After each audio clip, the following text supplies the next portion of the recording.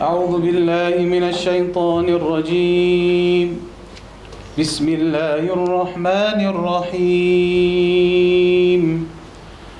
وإذ قال إبراهيم رب اجعل هذا البلد آمنا واجنبني وبني أن نعبد الأصنام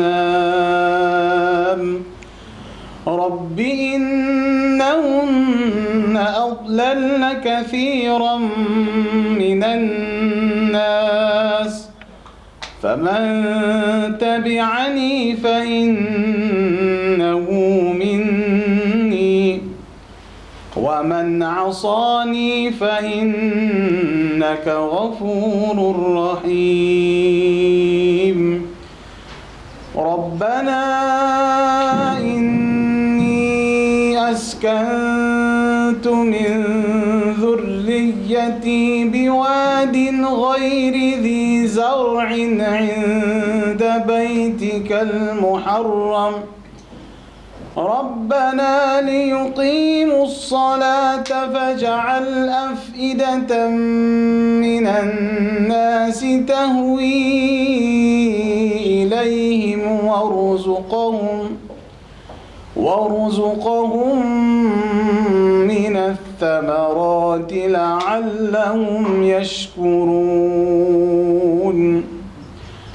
ربنا إنك تعلم ما نخفي وما نعلن وما يخفى على الله من شيء في الأرض ولا في السماء.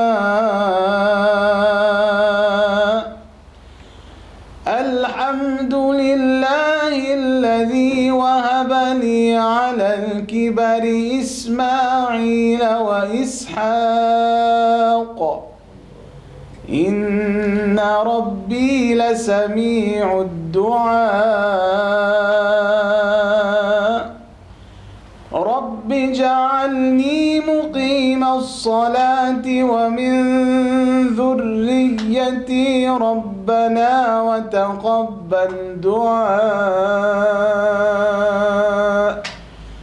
ربنا اغفر لي ولوالدي وللمؤمنين يوم يقوم الحساب.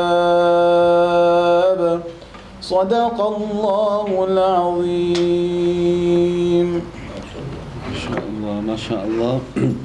So shukran to Shaykh Mujahid for that very beautiful rendition.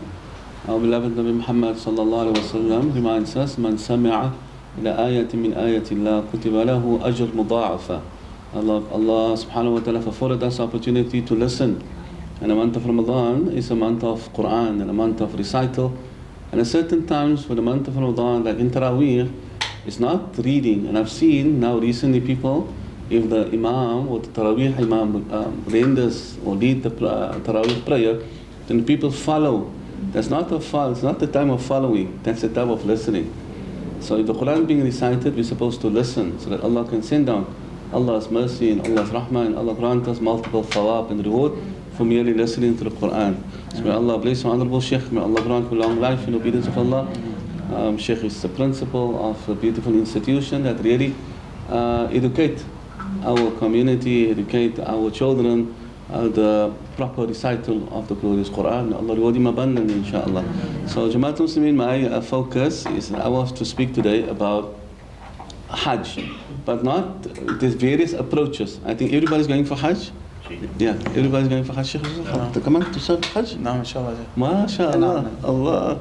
So there are various approaches to Hajj. So many of us attended classes. So sometimes you attend a particular class, the focus is only on the spirituality of Hajj. I don't have an issue with that. MashaAllah, that is fine. That it really speaks about how you have to put yourself in the spiritual state. That's 100% correct. There are certain approaches to Hajj. Also the approach, and that is my approach. The approaches to Hajj is when it comes to the aspect of the principles and the laws related to Hajj.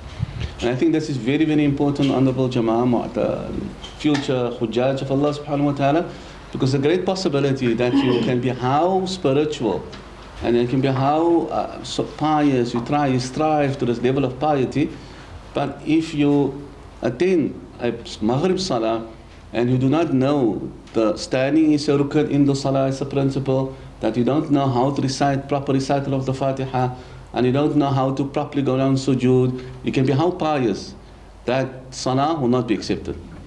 Because when it comes to the salah must be done according to how Nabi Muhammad sallallahu alaihi wasallam instructed us to perform the salah. And that's one of the reasons when Nabi Muhammad sallallahu alaihi wasallam said, "Sallu kama ra'aytumuni usalli." You have to pray like how I pray. So similarly, Jama'at, it applies when it comes to Hajj. Salah, and that's why sometimes the scholars deem Hajj to be one of the best of ibadat because of the following reason.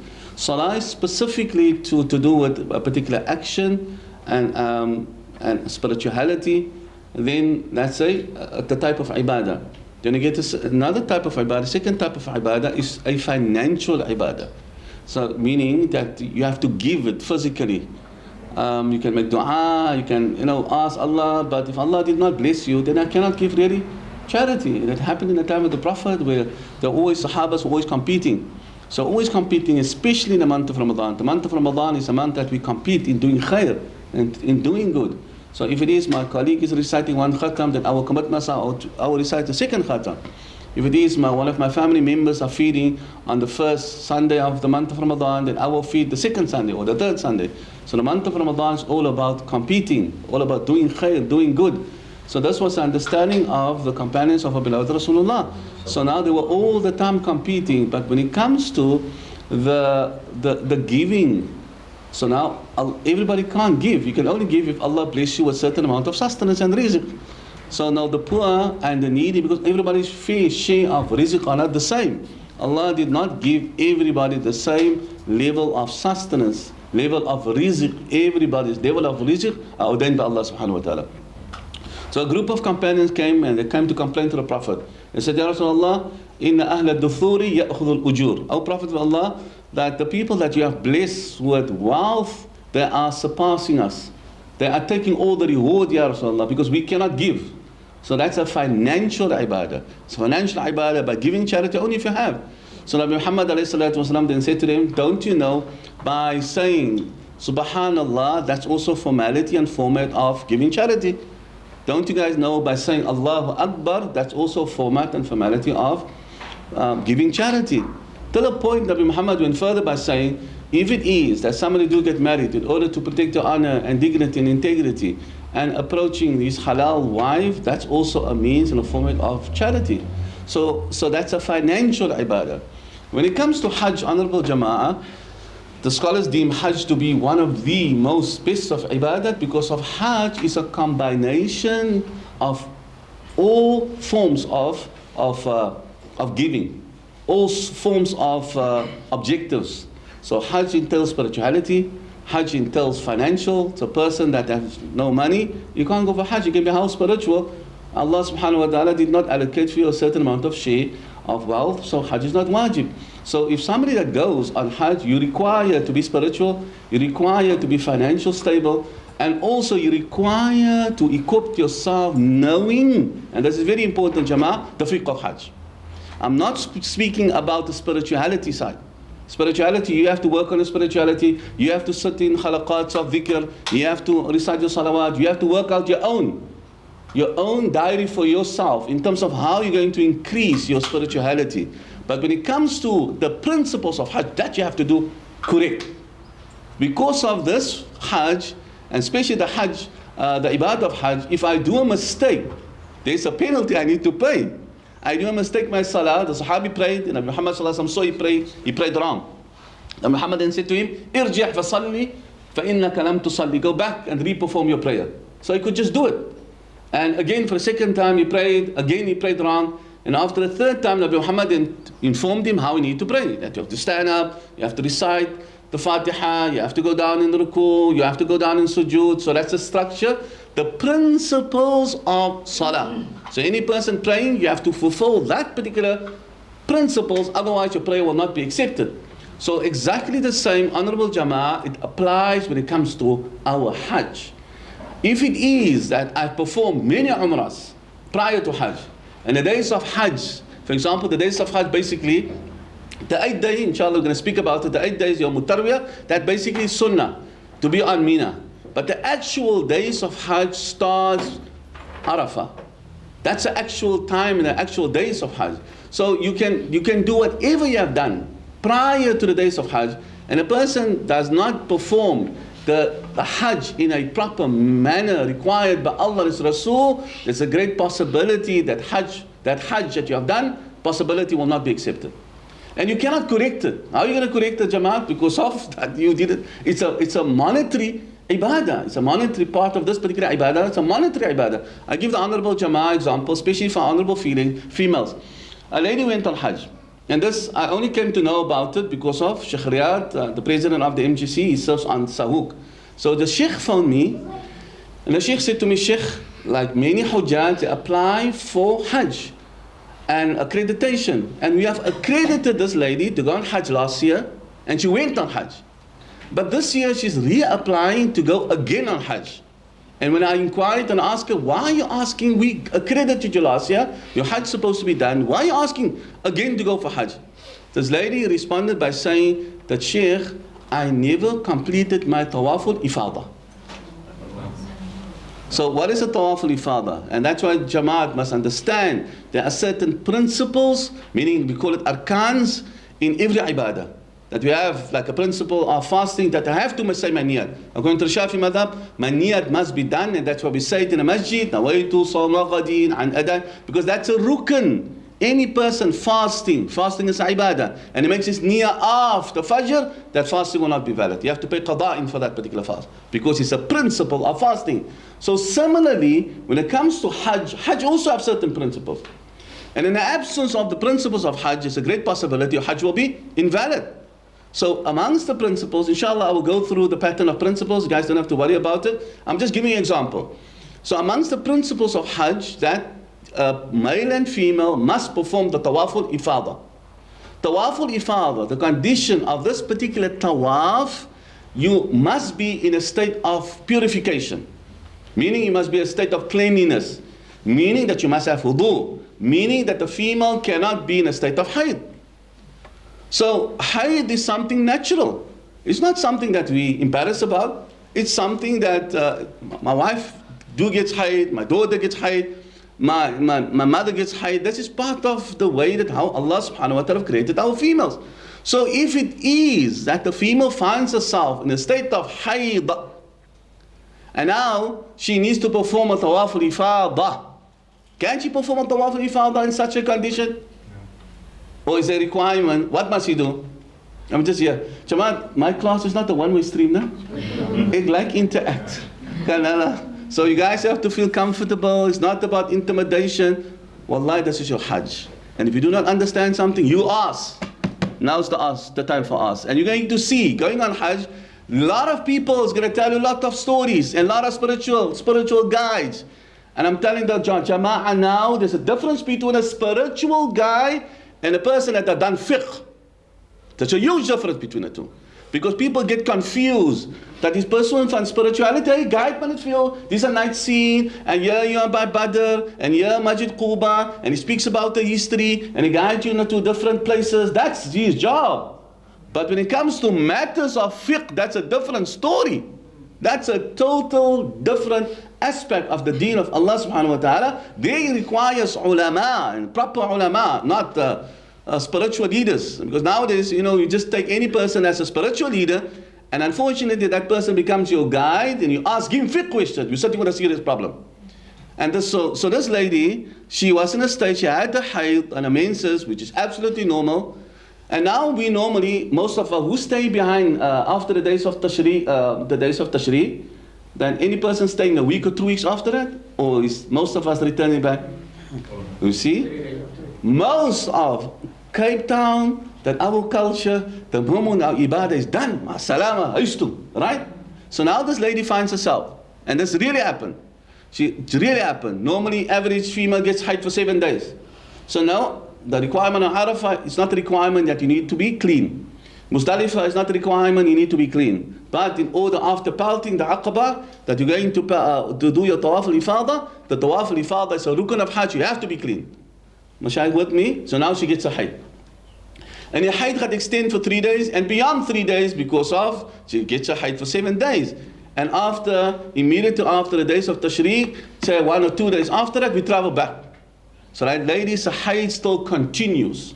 So what must that lady do? Sy kan die ticket change. If she do change the ticket, she had missed the Jama'ah. So it's like a very difficult situation that you find this particular lady to be in. So now, according to our madhab, that we follow the Shafi'i methodology, the Shafi's understanding, that the Shafi madhab, that a lady cannot perform Tawaf al-Ifadah, whether it is the Tawaf for Umrah, whether it is Tawaf for Hajj, you cannot perform a Tawaf unless and until you're in a state of cleanliness. So that means what happened? So the person gave a fatwa, and this lady, no ways. You cannot perform your Tawaf al-Ifadah, she could not change the ticket, and obviously she was very anxious, and she then did not complete the Tawaf al-Ifadah, and she came home. Did she get Hajj? She didn't get Hajj. The person that gave her the fatwa, waar is die boete nou? Who's going to assist you in paying for this Hajj now again, the next Hajj? You had to suffer this female being anxious, coming home. Almal sê Hajj mabroer, dhanban maghfoor, Hajj gislamat, jy weet jy die Hajj gekry nie. How must you feel? Wallahi, shame. What the trauma, the experience, because somebody gave her a wrong ruling. Wrong ruling. Whereby she could have adopted, like we normally adopt as a Shafi'is, that if you touch your wife or anybody strange with feeding or no feeding, no emotions, your wudu is nullified. Right, guys? So to perform this Tawaf al-Ifadah, it's absolutely impossible to avoid touching. It's so crowded. So definitely you're going to touch somebody. So for me, to stick to the Shafi methodology understanding that no, that my understanding that if anybody touch me, my wudu is nullified. It's very difficult. So what do our shuyukh and ulama teach us? We have to make taqleed. What is taqleed? I adopt a different position that's also come from Rasulullah. And that's what it is, Jama'at Muslimin. Whether it's the Hanafi, whether it's the Shafi'i, whether it's the Maliki, it's all references based on their understanding from our beloved Rasulullah sallallahu alaihi wasallam. So we're not following something strange. We're not following something foreign. We're ultimately following our beloved Rasulullah sallallahu alaihi wasallam. So if it is that you find yourself in this extreme difficulty for this lady, that's something that is so natural. This lady could have just adopted the Hanafi madhab that allows a female to make tawaf in that state. No problem. She's got the hayd, no problem. And the hayd is only, yes, if it is that the hayd ends a bit later, then you don't do it. Guys, with me, we're still going to speak about the tawaf ifadah, when is the starting time for the tawaf al-ifadah, and when is the ending time for the tawaf al-ifadah. So according to the Shafi madhab, there's no ending time for the tawaf al-ifadah. You have to do it. So if it is that your flight are booked, say a week after the days of Tashriq, and you know that my hayd ends maybe after the second day or the third day of the days of Tashriq, then you don't do your tawaf in a state of hayd, because of your hayd is ending now very soon, and your flight is only later. So then you wait till you clean, because you can wait, because you're traveling later, and then you perform your tawaf al-ifadah in a manner of being clean. However, if it is that there's no ways, I cannot change my flight, I cannot, find it very extremely difficult because of the difficulty that I find myself in, is like my hayd is like, it's going to end a bit later, then you might adopt a different madhab. So the point that I'm trying to say, honorable Jama'ah, because of the understanding of fiqh, that you find yourself in a very difficult situation. Alhamdulillah, I was also blessed to, when was it, 2023, so it's immediately after COVID, I also went. And there's a lot of changes, and because of now my recent experiences, just recently going, and I've seen, and I never went as a spiritual leader, but I went as a normal Hajj. And because you're going as a normal Hajj, then automatically I could see from, because people didn't know, I'm a sheikh, I was just sitting one side, because it's my ibadah. It's my ibadah, we spend so much of our time in the community and giving, and we don't mind. But when it comes to our Hajj, it's my ibadah, it is your Hajj. You have to do the best for your Hajj. Nobody else is going to do it for your Jamaat Muslimin. You have to invest in that particular Hajj. And that's why the reward for Hajj is so great in the eyes of Allah, but you must done it on a particular standard and level required by Allah and His Rasul. And I've seen how people struggle. I've seen how, for example, you're going to speak about the pelting of Jamarat, where a spiritual leader comes, and the first day of pelting, we have the 3 days, either 3 days or 2 days, and for pelting, and a person makes an announcement immediately saying, we're going to pelt after Fajr. And I see, Ya Salam, the Jamaat goes, and they stand up, and they're going to pelt after Fajr. And I'm saying to myself, subhanAllah, how is this possible that you're going to pelt after Fajr? Unanimously, all 4 madhahib agrees the pelting after Fajr is not acceptable. The pelting after Fajr is only registered and acceptable after Zawal. Any time after Zawal till the night you can still pelt, but you cannot pelt after Fajr. And so I see these guys are making announcements. I'm not teaching, I'm just giving examples. But you want to ask something? Yes. So those times don't the muassasa, don't the government regulate it? It was in the past, the government in the past, because of people find themselves in a very difficulty. At that time, the Jamarat, in our time, 1999, those of us that went for Hajj many years ago, it was pelting the Jamarat was like a matter of dying. Because it was only one structure and everybody used to come from different angles and ways. You're preparing yourself, you're going to die now. That was. But now it's totally different. It's much easier for us, they control it better. So what they did, they allocated. So if the allocation come from the hukuma, where the government have said, regulated, I can think many years ago also they allocated a particular time, that any person that does not pelt in that time, then the group are liable for payment of a fine. That are gone. So people still use that. They say, no, this is the time. You can choose when you want to pelt. So just be cautious, because end of the day, it is your ibadah. Don't allow other people to spoil your ibadah. Is there a possibility for you that you can pelt after Zawal? Pelt after Zawal. We pelted, for example, 5 o'clock. You can pelt 5 o'clock, you can pelt 6 o'clock, you can pelt anytime.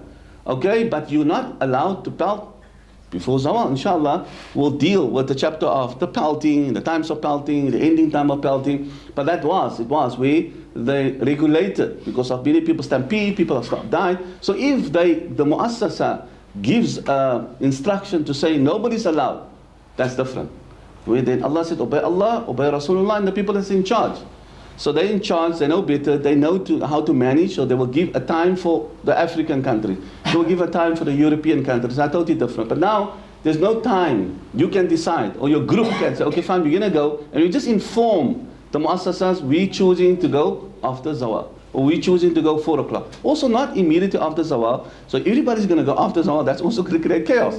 So you can go a bit later. So the point that I'm trying to make, Honorable Jama'ah, the importance of understanding fiqh, the importance of knowing what is a condition if I am on Mina. Because what happened also Mina, I've noticed that many people struggle to be stationed and to stay on Mina. I've seen people, because Mina, the objective of being on Mina are different. The objective of Mina is not about comfort. I heard people from Johannesburg saying, I don't want to be at this place. I'm prepared to pay 80,000. I don't want to stay here. What are you guys talking about? Don't you guys understand the purpose and objective why we're here? The purpose and objective why we're here, we come here to perform an act of worshipping Allah subhanahu wa ta'ala. That you have to align our ibadah to Rasulullah. That we have to make sacrifice only for 2 days. Can't even sacrifice 2 days, or for the most 3 days to sleep on the ground. That was a normal practice of Rasulullah. Umar entered upon the Prophet. He saw Nabi Muhammad ﷺ laying on the ground on a straw mat, and he saw the marks on the body of Rasulullah. Umar started crying. He was crying, subhanAllah, seeing this, the best of Allah subhanahu wa ta'ala's creation. The marks is on his body. And he asked, Ya Rasulullah, what's happening? You see the marks. The kings of Persia and Rome, they live and they stay in best of castles and beds and silk. Nabi Muhammad said, that's for them and this is for us. That we want the Jannah. So we need to understand, is this a manner? It's like Mina now, guys, you have a mattress and you're still finding people complaining. Please, min fadli, Moenie expectations het. The moment you have no expectations, then automatically if you get something, alhamdulillah, you're happy. But the moment you expect, then it becomes problematic. And people assume, kijk eens, my geld. It's all about my money. It's not about your money. It's about the tawfiq of Allah subhanahu wa ta'ala. That Allah subhanahu wa ta'ala selected you and Allah selected me to be the guest of Allah. To be there in this holy land, the sacred land of the source and the evidence of proof were there. Revelation started from there. The Rasulullah were walking in this holy land. You have to be so conscious what we say, what we utter, what we think also. And people just utter. And they just say, Wallahi, I was on Arafah. On Arafah. We just spend our time on Arafah. Now we have to wait for the bus. You must understand, Jamaat, it's not in our control. You must understand we're sitting with how many millions of people. They have to call people from one place to the next place. And there's a specific time. So if it's out of our control, the bus is going to delay. What must I do? You cannot say, okay, it's not in Cape Town. Why must I wait? The guy was saying, that's never happened. I have traveled the world. I've traveled to this guy. Everything is on par and everything is on place. But here, I'm waiting for you guys. Why must I wait for the bus? Inna lillahi wa inna ilayhi raji'un. Wallahi, no sabr, Jamaat Muslimin. And you have to wait for the bus. That's what it is. Wait, take your tasbih with. Make tasbih, make dhikr. We now hold on Arafah. We just completed now. So now I'm waiting for the bus. People are still complaining. We're waiting for 2 or 3 hours already. What can we do, Jamaat? What can you do? What can we do? We have to stay there. That's what it is. Anything changed automatically. So the buses came, Ya Allah, came very late. So now standing in a queue, and so there was ladies, we have elderly ladies with us. And so now standing, there's no carpet. This lady wanted to tie sandals because ladies come from enige aantree. So now she wanted to tie sandals or laces of shoes, and I find this lady, young lady, and she had the chair. So I asked her, Auntie, Titi, just borrow your chair quickly. I just wanted to give it to the auntie so auntie can sit down and tie it, because it's not conducive for a female om te gaan staan and to tie your laces. It's not ethical. So I said, borrow your chair. It's on Arafah. And she was a bit hesitant om a chair te borrow, net om die laces. And afterwards, okay, I convinced her, she gave her chair. Now this lady sitting and she's tying her laces. The owner of the chair comes in. Who give you the right to give my chair? This is my chair. He said, Dad, fatu chair, man. Fatu chair. Wallah, on Arafah. On Arafah. You beg now for dua, Allah grant maqbool and acceptance and good health. You complaining, you can't even share something so basic, a chair on Arafah. Wallahi, Jamaat Muslimin, it's like, we're on Arafah. So obviously Arafah, they only use once a year, half a day, they use Arafah. So, daar is die bathroom, daar is die flashy. It's just a hole in the ground. It's just a hole. And you have to go there, and it's like open. Obviously you can't see, but I mean, it's halfway. And it's very hot, 45 degrees. And you see people standing and they're complaining, Ya Allah, see the bathroom. Ya Rabbi, Salvi on Arafah, guys. Go to the bathroom and use the house. And it's also no proper stinja house. As a house pipe now. So the house pipe, like with the house. That is the stinja pipe.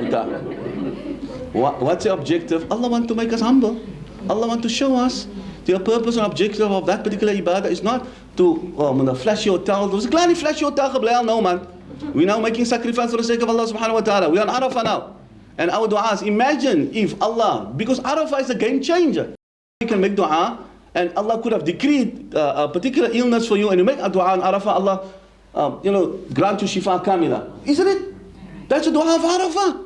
And you're complaining if somebody said you got an illness and you have to go to that bathroom in order to remove, and Allah going to grant me cure. I will wash it over and over. And you're complaining the blessings that Allah has given us, the blessing of health, the blessings of family, the blessings of wealth, the blessings of being on Arafah. And you have had the audacity to complain in order to clean the bathroom? Wallah, this was a standard practice of the Salihin. One of our shuyukh, Shaykh Sha'arawi, Allah Rahmahu, that he went to his area and he used to deliver a particular presentation, and his community was welcomed him, and they carried his car, and they was like really overwhelmed with the presence of this great Shaykh. So on the way, coming back from his community to the city, and the Shaykh said to his son, my son, just stop here, I just want to go in the masjid. The Shaykh went in, And the son is waiting in a car, and he's waiting for his daddy, and he's waiting.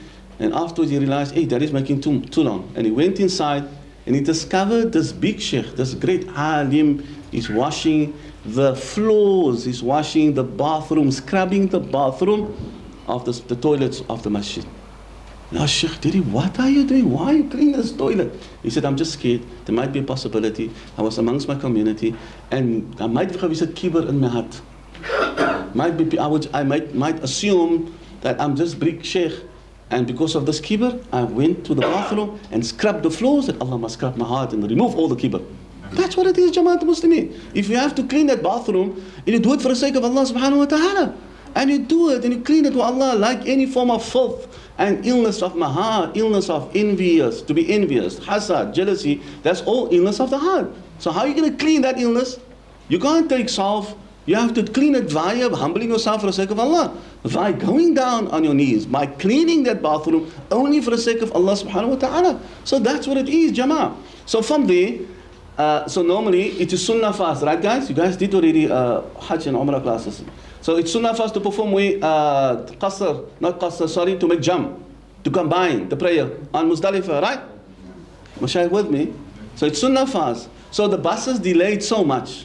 I'm responsible for myself, and I'm responsible for my wife. So I could see the buses delayed. It's about 12 o'clock, and Fajr is about 4 o'clock, 4:15, 4:15.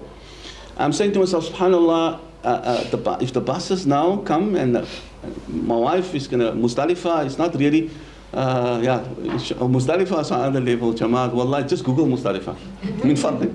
Muzdalifah is a shocker. Muzdalifah, people are anxious, people get anxiety. This lady comes and people lay like sardines. There's no separation between camps and no camps. Everybody are there. That's Muzdalifah. Wallahi. People scream, what? The lady wants to say, no sikraki. There's no doctors here. Yalla, come. I'm going to say, you're getting anxiety, next anxiety, some. Oh, your steak is off. It's like an open space because the bus stops at Muzdalifah. Guys with me? So you want Arafah, and from Arafah the bus goes to Muzdalifah. That's the end. That's the end of the road.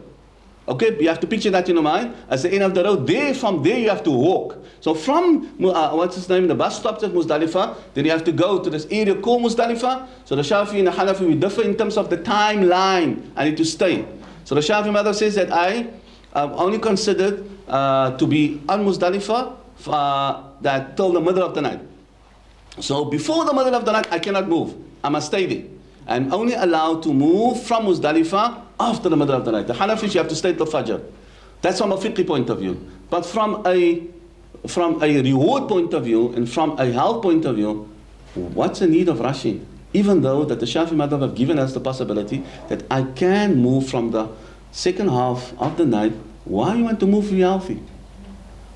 Move only for the old men, sir, that maybe not healthy, that they cannot really stay on Muzdalifah. Us that's healthy, that you follow the sunnah of Rasulullah. Stay till Fajr time. Why? Because my Prophet ﷺ stayed. And that's why I want to stay. You can, if something happened, if something you're not well, that you feel it is overwhelming, then there's a possibility that you can go. But you can only go after the middle of the night. Mashaykh with me? Inshallah, I will do that also in detail. So the point... I have a question. So at this point, are you still moving with your group and your spiritual guide? Or So, wallahi, when I went, a lot of people got missing. So it depends on every group, leader or groups. So some groups, I don't want to speak bad, but the reality is that they will pay attention, but they're not going to give you that personal attention. And that's going to be problematic.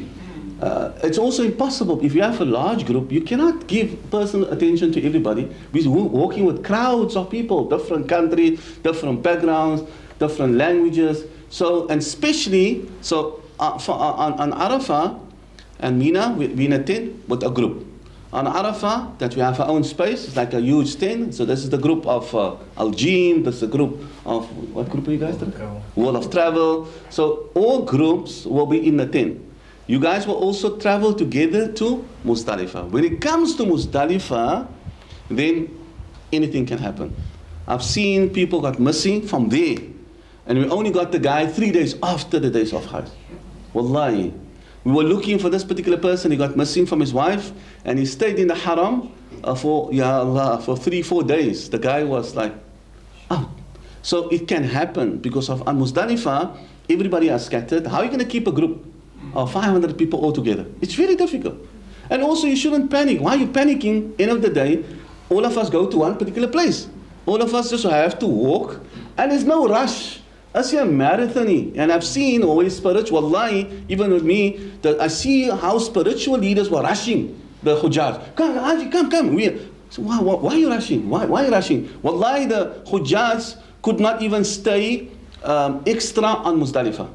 Quickly just prayed the Salah on Muzdalifah, and the guy's rushing. No, come, you have to go. And part of the group was there, and your husband is waiting here, because of it's all mixed up with different people and walking. And some of them are not really walking on the pace of the elderly, some of them walking fast. So there's a great possibility, definitely, you're going to be split up. That's a great possibility. But you must know what I need to do. You have to know. Don't be anxious, don't be worried. You just walk. And because from Muzdalifah that you have to go past the first Jamrah, and that's a Jamratul Aqaba. So the format, very quickly before I start with the fiqh of Hajj. So just the picture and the format of Hajj. Number one, Hajj itself. I'm not talking about all the other dhikrs and stuff. That's not Hajj. The Hajj is, it starts from that you guys go to Azizia. Right, so we go to Azizia, basically, it depends, some of them go on the 1st of the Hijjah, some go on the 2nd, some go on the 3rd of the Hijjah, some on the 4th of the Hijjah, but we'll be on the Azizia, right guys? So on Azizia, we'll then, from Azizia to Mina is very close, it's not far, it's just a yield that you have to walk, okay? So from Azizia, you're going to make your intention. And you have to, inshallah, I will have to speak about the intention, it's very, very important, that how you make your intention. Anybody can just quickly tell me then who marked your intention? You don't have to say it in Arabic. Anybody can just volunteer to say your intention? I just want to hear what intention, what you have been taught. Right? So what niyat maakt je for Hajj? Das, inna lillahi wa inna Ya Allah. The ibadah starts with the niyat. Okay. So that's the rukn, the first rukn of Hajj is the niyat. It's not the clothing. And people have this assumption, ihram. The ihram is not the clothing. The ihram is the state that you put yourself in. And you can only put yourself in that spiritual state by making the niyat. So the one possibility of making the Allahumma labbaik Hajj. Or I say, well, Allah, I make the intention of Hajj. Many times, classes, they only give that part of the niyat, which is correct. That's sufficient. But what I've done, I've added an addition part. Why, Jamaat Muslimin? Because of I've seen people fell ill and they never added the condition. So you add the condition in your niyat. So you say Allahumma labbaik Hajj, or Allah make the intention of Hajj. Then you add the addition. You have nothing to lose. If nothing happened to you, I'll carry you on as per normal. But if anything should happen to you, Allah forbid. There was a lady with us. She was on Mina with on Azizia, and we're preparing ourselves to go for to Mina on the day of the 8th day of the Hijjah. That's the day of Tarwiyah, and she fell in a shower. She broke her whole hip. So anything, wallahi, anything can happen. We don't know. I was also very conscious. I used to make dua. Well, Allah, I can be sick in Umrah time and any other time, but Ya Allah, don't let me be sick the days of Hajj. I don't want to be an invalid. I don't want to be dependent on other people on the days of Hajj. The days of Hajj, I want to be healthy. And I've seen people fall sick. So now, if you add, meaning Allahumma mahalli haythu habastani. Once you add that niyyah, that condition, meaning if you do fall ill, then you can remove yourself out of the state without paying the dam. That's what I've added. So I've seen people come in, and they came in with the Umrah, so with the whole family, and then the mother fell ill. So they were in Madina and spent some days and went to the Miqat, Bir Ali, made the niyat for Umrah, and then they left. On their way, driving to Makkah, to fall their mother sick. So they had to turn around, so they set off ihram, because they made the intention. So they had to take the mother to the hospital, so the doctor said, no ways, your mommy can't travel. She has to stay here for a period of time. So automatically, so what did hulle gemaak? They took off the ihram and khalas. We're not going to go for Umrah. That's wrong. The moment you made your niyat, in order to get out of that state of ihram, that you have to follow a particular procedure. And a procedure to get out of that state, you have to first slaughter a sheep, then you can remove yourself. One also Imam, Allah is also passed away. So I was still studying in Egypt. So via Egypt, he stayed by me and he went made the niyat to go for Umrah. So he puts on his Umrah, so his ihram, and he made his intention. And so on his ihram in my flat, and then from there it's very close to, from Egypt to Makkah is very close, so about 2 hours. And he started his labbaik and he went inside. 2 hours after that, he phoned me, Sheikh, please come fetch me. I go to the airport, and then I realized they backdated his visa. So the visa al lanka expired. But the problem is now what? He's in a state of ihram. How can he get out of that state? So in order for him to get out of that state, there's a process you need to follow. You put yourself in the state of ibadah. The moment you're in ihram, you're in a state of ibadah. So in order to get out of that state of ibadah, there's a process I need to follow. And the process I need to follow, you have to slaughter a sheep. In order, if there's no sheep, then you have to give the bani, and you have to feed the poor people on the airport in order to get out of that particular state. So to safeguard yourself, you put a condition. So the moment you put a condition, oh Allah, make the intention for Hajj, or Allah, make the intention for Umrah. However, if I should get sick, or if I should lose my passport, and that happened also. People went, ihram aan, daar soek hulle die passport weg. Maar money is gone. So now you cannot really fulfill your ibadah because of your looking around searching on the airport. So you cannot remove yourself. But the moment you added the addition to the niyyah, then I can take it off. Okay, so it needs to be safe. So I can take it off, avoiding any penalty, and khalas, if I'm done with the activities, or whatever, I got my visa, new visa, or I got my money, or my mom is well, then I can restart my Umrah with no penalty and with no difficulty. And that's one of the reasons why I've added this particular saying, is this condition, or Allah saying, Allahumma labbaik Umrah, Allahumma mahalli haythu habastani, meaning, oh Allah, if anything should happen to me, then the place where this thing happened, or the sickness, the illness, and I cannot continue my Umrah, then I can release myself. So you have added a condition to your niyat. Mashaykh with me, everybody understand? So nevertheless, so you're on Aziziyah, so on the 8th of Dhul Hijjah, they will make your niyat, and they will be in a group, and the matof, you will say, everybody say after me, you will make your niyat. So I don't know if you will add that on. So many times I've never heard people make that niyat. So you make it yourself. And that's why the purpose of giving fiqh, so you can understand there's a possibility that you can safeguard yourself. So from Mina, from Aziziyah, then you will proceed to Mina. And that will be on the 8th of the Hijjah. That's called the day of Tarwiyah. It's sunnah, not fard. So there are certain activities in Hajj that is a rukn, that's a must. There are certain activities in Hajj that is wajib. And there are certain activities in Hajj that is sunnah. So we have to know and make a distinction between something that's a rukn, something that is wajib, and something that is sunnah. Okay? The only time where the Shafi madhab separate between something that is wajib and something that is a rukn is on Hajj. If you leave out a rukn, then your Hajj can be null and void, or the only way that you can gain the perfection and correction of your Hajj is by doing that activity. You cannot pay a dam. If you don't do it, Hajj is invalid. That's if you leave out any of the arkans of Hajj. If you leave out any of the wajibat of Hajj, inshallah I will explain the wajibat and arkans. You guys don't have to worry about it. So the wajibat of Hajj, if I leave it out, I can pay a penalty. I can pay a dam. So the Hajj will still be correct. And it happened. So sometimes my mom fell ill, she's not well, they're supposed to stay on Mina. So the mother cannot stay on Mina, cannot lay on the ground. It's very, very difficult. So then she can stay in Aziziyah and she can pay a dam. And it will be valid.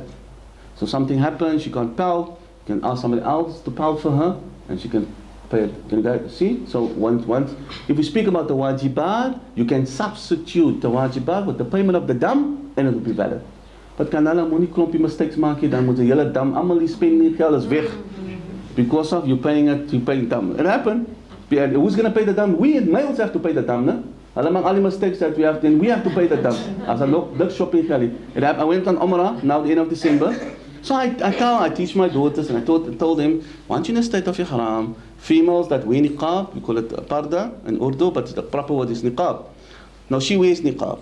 So I said to her, taqiyya, the moment you make the niyat for Hajj or for Umrah, being in that state, you cannot wear the niqab. Like males, we're not allowed to put something on our head. So the moment you cover your face, you have to pay the penalty. So I told her. So also be plain, and now I made the niyat, and khalas, now go through the customs. Maar by die customs kom, hier sien ek taqiyya, het nog altyd in die niqab aan. As jy, Allah. Nou, hoe moet nou die penalty betaal? I have to pay the penalty. So can you see the problems that, and also die ander boete het weer nie slippers aan nie. So now we're on Addis Ababa. I made the niyat for Umrah.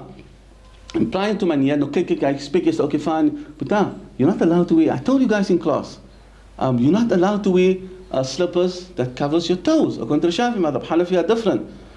And he said, either you have to cut off the front part. The Buddha said, no, Sheikh, it was 1,000 rand. Cut it. Ya Rabbi Salina, wat lyk nou maar. So I had to look for a pair of slippers. So you saw Buddha. Trek maar die slippers aan. So this is what you encounter. And people don't know and understand. It might assume for you guys as something easy. But for us it's something serious.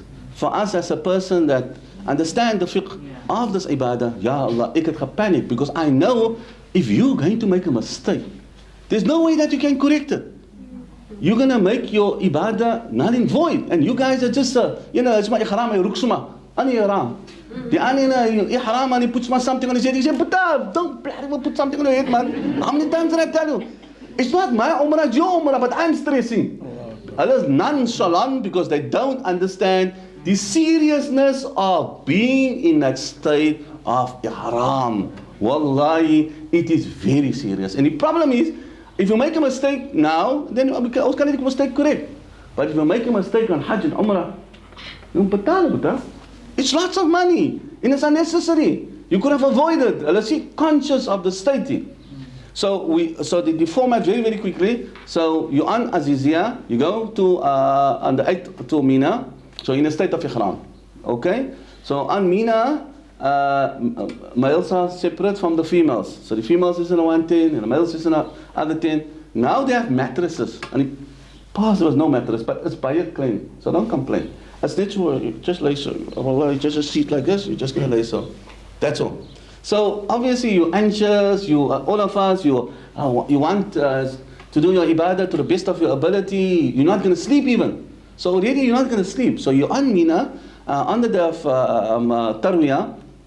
But everybody obviously must be very careful. It's very hard. I've seen people in that state, they argue for the fan. The one say, no, I want the fan. The other one say, no, I want the... Allah in a state of ihram. You have to be conscious what you say. Allah says, wala jidala. You're not allowed to fight. You're not allowed to argue. You're not allowed to say bad word the moment you're in a state of ihram. And you see people are doing it. They'll argue for something so minor, for a fan, for an aircon. And now everybody's together. And Ian say, "Masir aircon an," Ian say the aircon af. Ian say the aircon daikan, and Ian say the aircon dikan. Wallah, there you see people's patience. So you're in a state of ihram. So you're going to be with everybody there. And from Mina, then now we're going to Arafah. So it depends when the bus comes. The timeline for Arafah only starts after Zawal. But unfortunately, the bus normally comes early. So the bus goes after Fajr. So they take you from Mina, it's not far, to Arafah. So the Arafah, Hajj is Arafah, guys. Hajj is Arafah. Hajj, Arafah you have to get right. So you're going to be on Arafah. The waqt of Arafah is only in Zawal. The waqt of Arafah is not in before the time. So don't drain yourself and ibadah before the time. Before the time you rest, take a break, relax, make your activities, but when it comes to zawal time, dhuhr time, now you exert yourself. Now you can't tired and sleep. No, but that's not sleeping. Sleeping is before zawal. resting before Zawal. After Zawal, this is the time of Arafah, the waqt of Arafah. You have to make your du'as, you have to plead, you have to... Also what happened, what I've also noticed, everybody's in a group. And what I've seen, ek het mos met dua met my vrou. We have dua for our family and our children. So my wife is there and I'm here. No, you can go fetch your wife. So also make time. There's a certain time that you can make in jama'ah, but a certain time that you make for yourself and with your wife and your spouse. So what I did, I went to the back, so I just said, call my wife outside. So we took like some spot one side, and myself and my wife were just sitting and we make our own ibadah. Because it's your Hajj. I don't want somebody else to shout out to me, Kistani, wat die persoon in Arabic sê nie, is making dua, Allah majidni min an-nar, Allah protect me from the fire of Jannah. Wat van ons? You making a dua, Allah majidni, Allah protect me. And what van me? You must say, Allah majidna, protect all of us from Jannah. And they say, Amin for hom, maar die van my nie. So sometimes the dua is very individual. And you making dua for a second or third wife, ek wil een vrou hê. I say, Amal Amin. Nice. So make time for yourself. Make time for your dua, especially on Arafah, non-negotiable. That's your Arafah. You paid to be on Arafah. So don't let other people dictate to you. Yes, there's time for Jama'ah, but you have to make time for yourself. Because there's something also very private. I don't want to cry in front of people. And that's also one of the reasons when I went, I don't want to go in a group in around the Kaaba. This is my moment. If I want to feel like crying, I want to cry. You want to feel ask Allah subhanahu wa ta'ala. But now in a group now, you must be very wary of other people. No, you're wary, keeping it in. You can't really say what you want to say. You can't because everybody's shouting in front and you following. So then I might have just missed the opportunity of standing in front of the Kaaba, and I could have asked Allah subhanahu wa ta'ala for my personal needs to correct it because I'm so dependent on the group. So don't be so dependent on a group. With a certain ibadah that we do in a group, but then a certain ibadah you have to do individual, a certain ibadah you have to do with your spouse.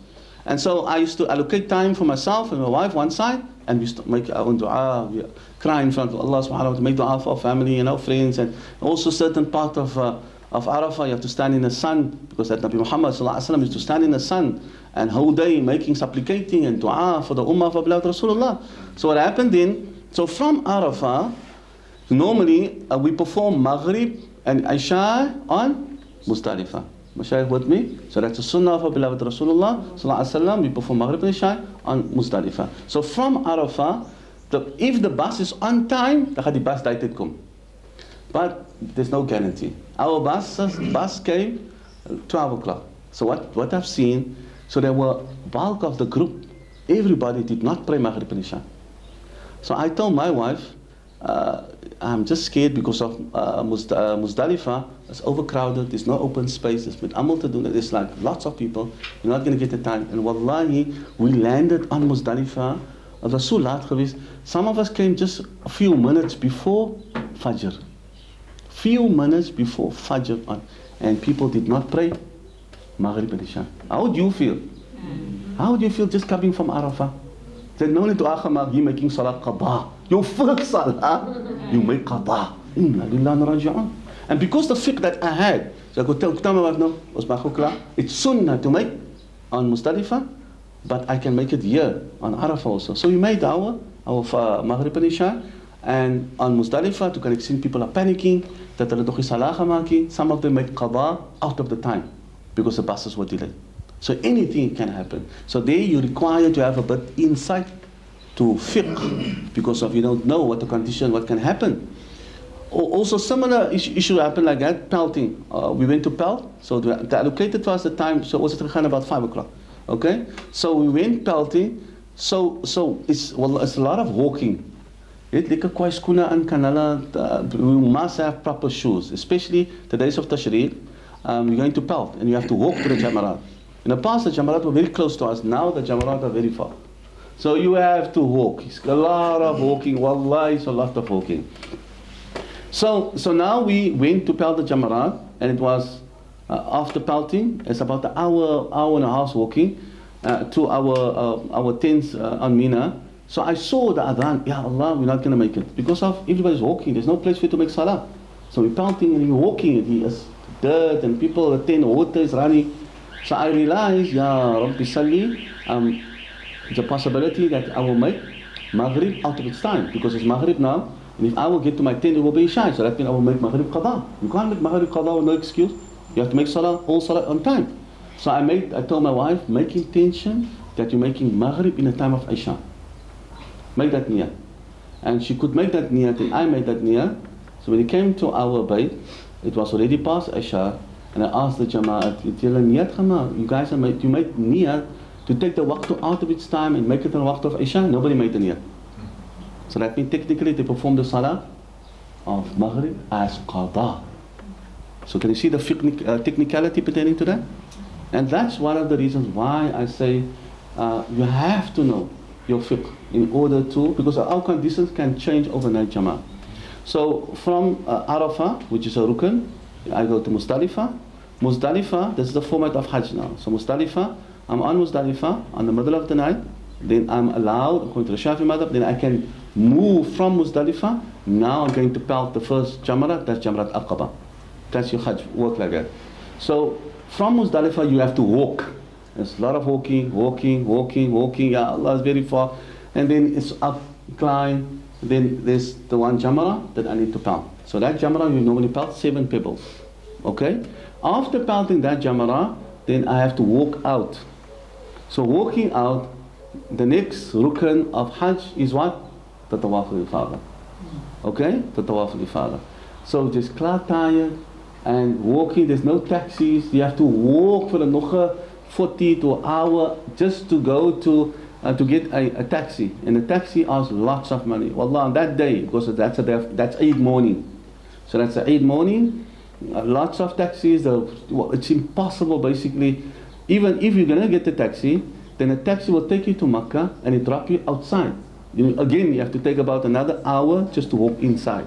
And it's overcrowded, then you have to perform your Tawaf al-Ifadah, then you have to perform your Sa'i, then you have to cut your hair. Now, your Hajj are done. Guys with me? That's you. The others is extra, the days of Tashriq, you have to pelt the days of Tashriq, that's something else. You can pelt whether it's 2 days or 3 days. So that's basically the format and the pattern of your Hajj. On the 8th day, as it's by Mina. On the 9th day, you go on Arafah. From Arafah, and from Maghrib time, you go to the area called Muzdalifah. Muzdalifah, I'm only allowed to move from Muzdalifah according to the Shafi madhab after the middle of the night. If I move before the middle of the night, I have to pay a penalty.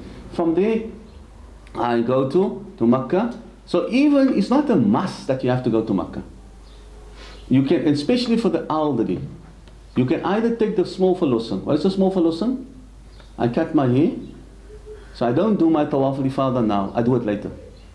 Okay, so the first time I went, because I was young, so I was full of energy, I could do it. Straight to one time, pelt Aqaba, from Aqaba, walks my area, Makkah to, and then do the Tawaf. Because we're young, you have the energy, you can do it one time, finish. And then cut your hair, khalas, your falusan is klar. Now you just have to stay on Mina for the 3 days, and that's the pelting, and then you're done. But for the elderly, it's very difficult. For elderly, because you really didn't sleep on the 8th day of the Hajjah, you didn't sleep op Arafah, and also you couldn't sleep on Muzdalifah. So it's for 3 days really you didn't sleep. Now you still need that energy and walking, klar, Aqaba, you finish. Now to go to Makkah and to do the rukn of Hajj, that's the Tawaf al-Ifadah, Ya Allah, it's full. Wallah, it's full. And the Sa'i is also full. So we have option. And the option is that I take the small falusan. Small falusan is that I release myself. So I cut my hair, then I can take myself out of the state of Ihram. Okay, then I can apply myself. So then from there, you can go back to Aziziyah. Mashayikh with me? Go to Aziziyah, take a break, because that's the morning, you're tired, you take yourself off, take a shower. Now you can apply perfume, now the males can put your tops on, females can wear whatever clothing they want to wear. The only thing that you're not allowed as males and as females, as you're married, intimacy. That's the only thing that you're not allowed, okay? So, it's in that state, and you can take off, and now it's a refresh, and you did not do your Tawaf al-Ifadah yet. So from there, you must make sure... So where do you cut your hair? You cut your hair, so it's always better to have a scissor with you, okay? Yeah, so you have a scissor with you, and you just cut your hair. So we carry a scissor in our bag, especially if you're by what's his name, pelting Aqaba, you just exit. So I want to release myself, I cut my hair. So I just cut my wife's hair, so now in the state. So now, meaning, now I can take off my clothes. So I go to my, whether it's a hotel, Or you want to say something? No, Yeah, with a hotel, with anesthesia, I take a bath, wash myself, now relax. So now I put normal clothing on. Now I have to fulfill the next step of my ibadah, that's to be on Mina for the 3 days of Tashriq. Okay? So on Mina, for the 3 days, I can either 3 days or 2 days. Mina, according to the Shafi'i madhab, you must stay. This is also a problem area because people assume they only spend little time on Mina. Mina, according to the Shafi'i madhab, you must stay the bulk of the night. If you do not stay the bulk of the night, then you have to pay a penalty. So Mina, you must stay either 3 days or 2 days. So if you do not stay any of the days on Mina, because Mina will be ground slab, Mina you have to use the bathroom with other people of other African countries, so that's also very challenging for some of us. Allah wants to make us humble. You have to use it for the sake of Allah subhanahu wa ta'ala. But it becomes like very overwhelming for people, they can't handle it. So some of people just stay there for a moment of Khatala Azizia, because it's very close to Azizia, Mina. You can even walk to Azizia. And they don't stay on Mina for the bulk of the night. So that's a violation. You have to pay a penalty because of, according to our madhab, you must stay. It can either be, so the night is from Maghrib to Fajr. So you can either divide it, either the first half or the second half, but you must stay the bulk. So if you decide, okay fine, from Maghrib to, to 12 o'clock, that's the middle of the night. So what I did, so I wash myself, or liquor, I go to Mina, and I stayed. So after the middle of the night, because this was hanging ifada. So I just wanted to do it finish quickly. So the first, I could have done it after the first day or after the second day, but I felt, khalas, I'm just going to do it the same night. But now I'm refreshed. Now I don't have ihram on, because ihram and the slippers is very difficult. But now I have shoes on, and now I can do it much better. So at the middle of the night, I told my wife and some other jamaat, what's his name, in the tent, they said, Sheikh, will you go with us? What you? So we went, and I went, and I performed my tawaf, like a normal tawaf, like I perform umrah, and after that my sa'i, and khalas, my tawaf al-ifada done. Easy. Okay? So we have two options. The one option is straight away Belt Aqaba, and straight away do it finish. And then release yourself, then you know it's done. The other option is, if you're like really tired, you cannot manage, then you can take the small falusun by cutting your hair, and you take off. Now you can take your clothes, you can relax. Males, you can clear aantree. And then do it later. Okay? You want to say something? You want to answer? There's two questions. Sheikh, you mentioned that you're going to have comfortable shoes on when you are walking from Muzdalifah, but you're still in a state of ihram. No, I don't mean Muzdalifah. I mean if you the days of Tashriq. The days of Tashriq, then lot of walking. Okay. And then you have to have shoes. Okay. Then the other question, when we went on Umrah, we were taught that somebody that is out of the state of ihram is for a cut your hair. Then only you can cut your wife's hair, for example, because then you are out of the state. Not really. So I just want to clarify. No, because that's the ending point of your ibadah. So the only way that I can get out of this ibadah by cutting your hair. Okay. So before that cutting, that's a violation. But beyond this, I can't. I need to get out. So you can even cut your own hair, but to be safer, cut your wife's hair. And the wife cut you. It doesn't matter. How am I going to cut my wife's hair? I must be in a state of ihram. Yeah. So there's no way that I can. And even she must cut my hair. And she also, if you say that's a technicality, that she's also in a state of ihram. So that's the end of the ibadah. There's no problem. You cutting my hair, I cutting your hair, it's not a problem. Is the slaughtering of the animal, is that the dam? Yeah, so the slaughtering, the dam comes in because of these three ways that I perform a Hajj. The one way to perform Hajj, only Hajj in the season of Hajj. Okay, the season of Hajj starts after the month of Ramadan. What the month after Ramadan? Shawwal. So the time for Hajj, the waqtu of Hajj starts from there already. So the month of Shawwal, and then the month of Dhul Qa'dah, then the month of Dhul Hijjah. So the waqtu already starts from Shawwal. So if a person makes the niyat, and that's called the first type in the base level of Hajj, is ifrad. Ifrad means I don't do any ibadah, I only go for Hajj. So I say Allahumma labbaik Hajj, or Allah make the intention of Hajj. So you stay in that state of ihram, whether it's for the whole month of Shawwal, the whole month of Dhul Qa'dah, or can his hand for 2 hours. The guy can't even suffer to stay away from cigarettes for 2 hours.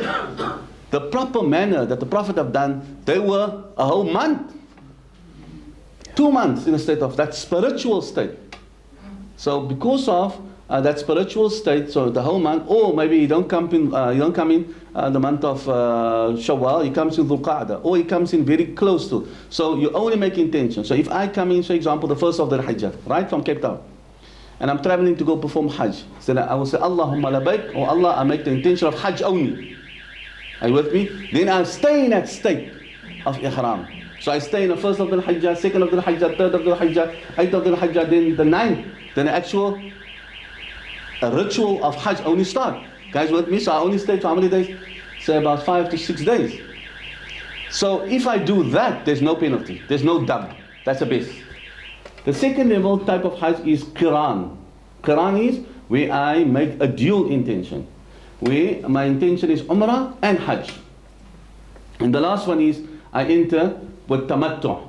So because I'm entering in a waqt of Hajj, in a season of Hajj, but Allah knows all of us, we can't handle to be in a state of Ihram for a month or for 2 weeks. So Allah gives us the leeway. فَمَنْ تَمَتَّعَ بِالْعُمْرَةِ لِلْحَجِّ فَمَا اسْتَيْسَرَ مِنَ الْهَدِيِ. Allah says whoever comes in the time of Hajj with the Umrah, so Allah gives us this leeway, you have to give a hadi. You have to pay a dam. The dam is you have to slaughter a sheep. And that's why we slaughter the sheep. So in our times, next to the pelting, this gepelted, then we could have just gone to the side and there's a sheep and you slaughter our sheep. Then it's done. But now it's different. Now the area for slaughtering is on the other side. It's like very, very difficult to get to that side. So I know, is any Hanafis here? That follow the Hanafi. So some of the Hanafis, they want to see. They want to, as part of the Hanafis methodology understanding, so they want to like see, did they really slaughter? So by us, no, we have appointed somebody to slaughter on our behalf. So I make tawqeel, I make appointment, you have to pay the zakah on my behalf. He's responsible. I've given over the responsibility. Like we give our zakat to fitr, right? So we give our zakat to fitr to somebody, and I'm not going to pay zakat to fitr because of his responsibility. Allah is going to keep him responsible. So similarly also we make tawqeel, that the person you have to slaughter on our behalf. So it's not a requirement that I have to see. And it's very difficult. You can't see. It's very, very difficult. So what I've seen, guys from Johannesburg, because they're very extreme. They don't release themselves. They stay in that state, waiting for a phone. Okay, the guys take video, khalas, you slaughter a sheep. Okay, fine. Move each other as your sheep. So it's like very difficult. It's like, doesn't make logically sense. So, yeah, what's the time? I kept you guys too long here.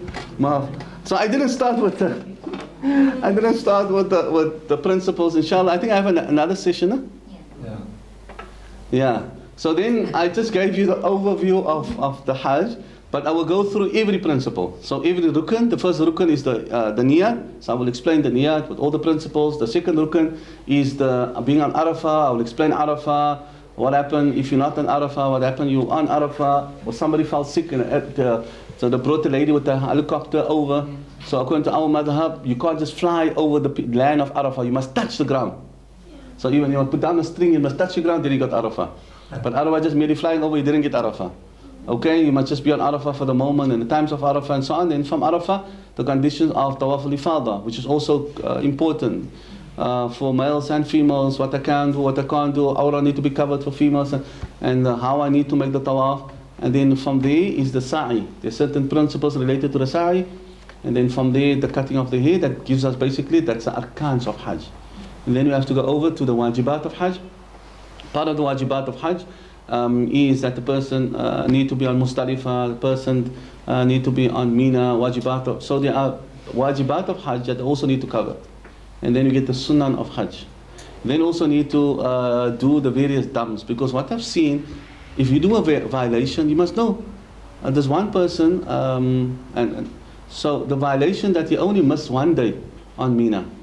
And so you have to pay a penalty. But the penalty is not slaughtering the sheep.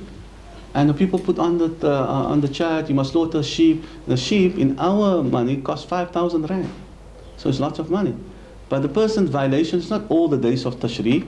They only miss one. And because you only miss one, you have to feed a poor person. So why is it that you're telling the person must give a dam that's equivalent to all the days? So just be a bit cautious. So I also need to explain to the mashayikh what is a dam. There are certain dams that are penalties that are choice, that Allah give you option, that you don't have. Maybe you have an option, either I can fast, or I can slaughter, or I can give the food. That's a choice. You can choose. So don't force the person. You could have used that money om gifts te gekoop vir die sheikh. Applaas as jy maar daar, lekker. But now you're giving the money over, how can the sheikh niks give ookie? Whereby you could have opted to go for fasting. So it's up to you. So there are certain dams that's optional, that you have choices from 3. There are certain dams that's structured. There's no ways. This is what it is. Allah allocated that, you have to do that. And there are certain dams that you have to follow proper sequence of that particular dam. If you can't do that, then you can go to, if you can't do that, then you can go to the next one. Okay, Mashai? So I think the dams is also important. Then also, which is very important, what is permissible for you to do and what is not permissible. Permissible and not permissible to do, especially for the males and the perfume. And there's a lot of questions that female asks about certain aspects of being in a state of ihram. What can I do and what can't I do? How should I tie my ihram and why should I not, can't? So that is the muharramat, what is haram for me to do one at the moment if you're in a state of ihram. So inshallah, I'll have to cover that also. Any questions before I conclude? Faddali. I'd just like to ask, so I'm Hanafi, my husband Shafi. Obviously he's the Amir, you follow him. Thank you. Oh, I'm making a joke. No. He wants to know about Muzdalifah. If he decides that he wants to leave after midnight, Yeah. is there any penalty on me if I leave at midnight? Yeah. So again, mashayikh, especially somebody goes on Hajj, it's very difficult only to follow one fixed methodology. Shafi, Hanafi, wallah, it's very difficult. You have to adopt to a different methodology. End of the day, we're following Allah and His Rasul sallallahu alaihi wasallam. And I've seen people put themselves in such difficulties because of, no, my mother said so. No, that is impossible. We're making taqleed. You Shafis, what do you guys give for zakatul fitr? Give the money, right? Give the fulus. You see, the fulus. That's wrong. You know why give fulus? Our Prophet ﷺ said you must give the rice. Our Prophet ﷺ said you must give staple food. But everybody making taqleed, to which is so, it's not even a difficulty. You can give rice, but you're up om geld te gee. But Hajj, which is so difficult, no, I must stick to my mother. Astaghfirullah. Yeah, it's easy. And you're following a different Hanafi, convenient, right? But on Hajj, which is extremely difficult, and the issue of the Hanafi and the Shafi, the jam also. You guys don't make the qasr and jam. They make salah like, and for every waqt, we combine our salah. So we make qasr, shortening, and jam, we combine it. The Hanafi, nay, Alamaki, they're shortened, but they make every salah on time. So imagine, you can when bus stop, you have asr time, 2 rakat. And then again, maghrib time, 2. So it's like inconvenient. So at the end of the day, this always is not the problem. If you want to make taqleed, not to follow your husband, you follow Hanafi, mashallah. You don't have to follow your husband because of his Shafi'i, that you adopted a particular, if I want to be Maliki, my wife want to be Hanafi, no problem. Why? Because that's what she was being taught and she felt comfortable with it based on the reference and a dalil, no problem. But I make taqleed because of that, Ya Allah, this is my condition. And I cannot stay, if I'm going to stay, my husband here, I can't stay till Fajr, then you go, no problem. Make taqleed to the different mother, no problem. Afwan. I want to know, I don't know if this aspect was dealt with already, what is tawaf to do? Yeah, so you get, no, I didn't do it. Inshallah, if I'm going to do the tawaf, you get 3 different types of tawaf. You get tawaf al-qudum, you get tawaf al-wida, and you also get tawaf al-ifada. And another name for tawaf al-ifada is tawaf al-ziyara. That's the 3 types of tawaf a person gets. So qudum, if you just come in. You come in. So the tahiyatul masjid, we now make tahiyatul masjid in the haram, but you make tawaf. So that if a person coming in, you make that tawaf, that's called tawaf al-qudum, by coming in. But inshallah, I will unpack all the different tawaf and the ways of that particular tawaf if we're going to explain the proper arkans of the fiqh of every component, inshallah. Khala, finish? Umar, tfaddal. Yeah, the other clip on the check is if you got a ihram of 2 days, you use small. But I see there's a lot of benefits if you are on for the 5 days. Sorry? Keeping it Ramadan for the 5 days is much more benefit for you. What benefit is there to wear it? So ihram is only a type of clothing that Allah subhanahu wa ta'ala, the Prophet sallallahu alaihi wasallam instructed us as males to wear if you do a specific ibadah. If the ibadah is done, or if you still want to wear it afterwards, it's up to you. Or you can wear it at home, anywhere is fine. Wife, like miskien moet ihram wees. Yeah, but I'm saying there's no certain, and that also, if uncle's going to say that, then there's no issue for males. Nobody asked the question, can you go to, because females have no restriction in going to the Kaaba, right? Female can just go in. If you're in Makkah now, and I want to I'm not going to make a Umrah, but I want to make Salah on the ground. I make Salah in front of the Kaaba, right? So the current condition is that I must be in a state of Ihram that allow for males, that allows me to be on the ground and to make Salah, right guys? So what does that mean? Meaning that I will all the time make Salah way on the second floor because of I don't have Ihram. So is it permissible for me to put in Ihram and make? So I'm going to put Ihram on. I know I'm not going to perform Umrah. You guys understand? Yeah. So I know I'm not going to perform Umrah. I put on my Ihram, like Uncle is saying, as was spiritual or the Ihram. I put it on and I go in and I'm in front of the Kaaba in the state of Ihram and they're not going to stop me. Is that possible or not possible? Females have no problem. They can just stop in because they don't know if they're in a state of Ihram or not. But for males it's like problematic. So all the time, every year people argue about it. Why is it that you put an ihram, you know you're not performing an umrah, you're conning Allah, how can you do this? From a fiqh point of view, is it permissible or not permissible? I think it is. Because ihram is the state. It's not the clothing. So, because it's a state that you're in.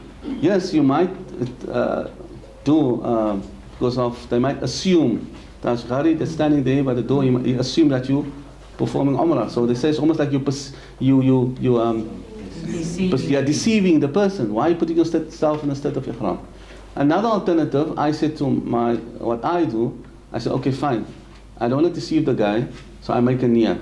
So I'm not going to perform umrah. So I said, oh Allah, I make a vow that I can only be in the state of clothing, ihram, if I'm in front of the Kaaba. Meaning, I make a vow. So if I make a vow, can anybody stop me of that? I must fulfill my vow. So that means I must. So I'm not conning anybody because I made a promise to Allah. I had maak salamak for this waqtu in front of the Kaaba, in this clothing.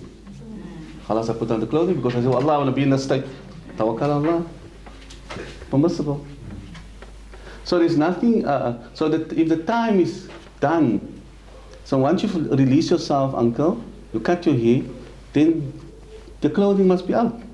Then you can put normal clothing in. I don't know why you want to put yourself in that state of staying for 5 days in that state. Doesn't make sense for me. Because the days of Tashriq is the days you're out, your ibadah is done. The 3 days of Tashriq, before that is done. I release myself, I take off my clothing, khalas. And now I'm pelting the Jamarat in normal clothes. So you're going to put on ihram just to stay there. The guy is saying that you must for 5 days. Once you release yourself, the clothing is off. خلاص شكرا. الشيخ مجاهد to make dua inshallah. الفاتحة. بسم الله الرحمن الرحيم. الحمد لله رب العالمين والصلاة والسلام على أشرف المرسلين سيدنا محمد وعلى آله وصحبه أجمعين. اللهم صل على سيدنا محمد في الأولين وصل وسلم على سيدنا محمد في الآخرين وصل وسلم على سيدنا محمد في كل وقت وحين. ربنا آتنا في الدنيا حسنة وفي الآخرة حسنة وقنا عذاب النار وادخلنا الجنة مع الأبرار يا عزيز يا غفار يا رب العالمين. سبحان ربك رب العزة عما يصفون وسلام على المرسلين والحمد لله رب العالمين. Keep you guys so late, sir.